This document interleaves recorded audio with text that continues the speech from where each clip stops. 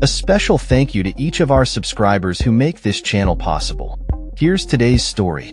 In a remarkable turn of events, Abu Muhammad al-Jolani, the 42-year-old leader of Hayat Tahrir al-Sham (HTS), has orchestrated a bold offensive that has led to the downfall of President Bashar al-Assad's regime in Syria, ending over 13 years of brutal civil war. This unexpected shift in power dynamics has sent shockwaves through the region and beyond, as rebels celebrated the liberation of Damascus, marking a pivotal moment in Syria's tumultuous history. Al-Jolani, once linked to al-Qaeda, has emerged as a formidable player in the Syrian conflict, controlling most of Idlib province for years amidst a long-standing stalemate. His recent offensive, launched in late November, has been described as the most significant challenge to Assad's rule in a decade.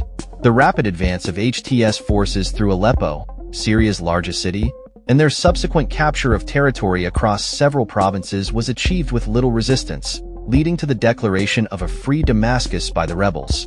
The aftermath of this offensive has left many questions unanswered regarding the future governance of Syria. Assad's departure from the country, following discussions with various armed factions, has created a power vacuum that al-Jolani and his insurgent group are poised to fill.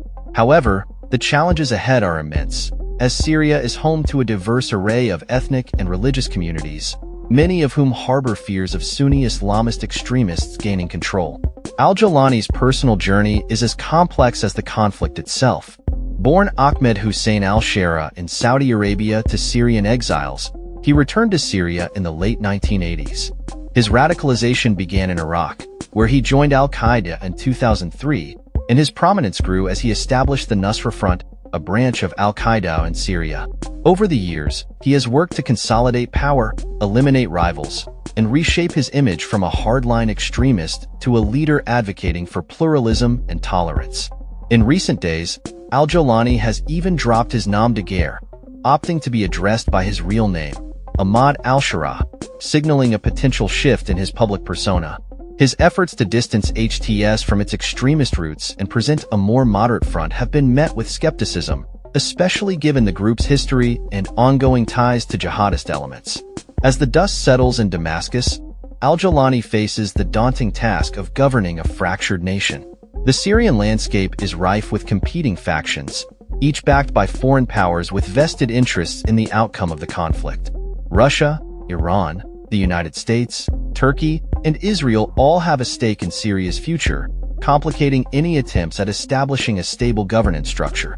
Al-Jolani has previously expressed a desire for a governing system that reflects Syria's diversity, advocating for decentralization and institutional governance rather than autocratic rule.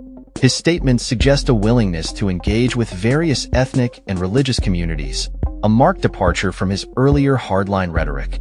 However, many remain wary of his intentions, fearing that HTS's past actions may not align with its current narrative. The international community is closely monitoring these developments, particularly as al-Jolani's group continues to consolidate power in northwest Syria. The U.S. government has labeled him a terrorist and placed a bounty on his head, reflecting the complexities of navigating the shifting allegiances and power struggles in the region. As the situation unfolds, the world watches with bated breath, wondering what the future holds for Syria and whether al-Jolani's transformation from jihadist leader to potential state builder is genuine or merely a facade. The coming weeks and months will be crucial in determining the trajectory of this war-torn nation and the role HTS will play in shaping its future. That's all for this story. We upload videos every day covering many different subjects, so hit that subscribe button to stay informed. Thanks for watching.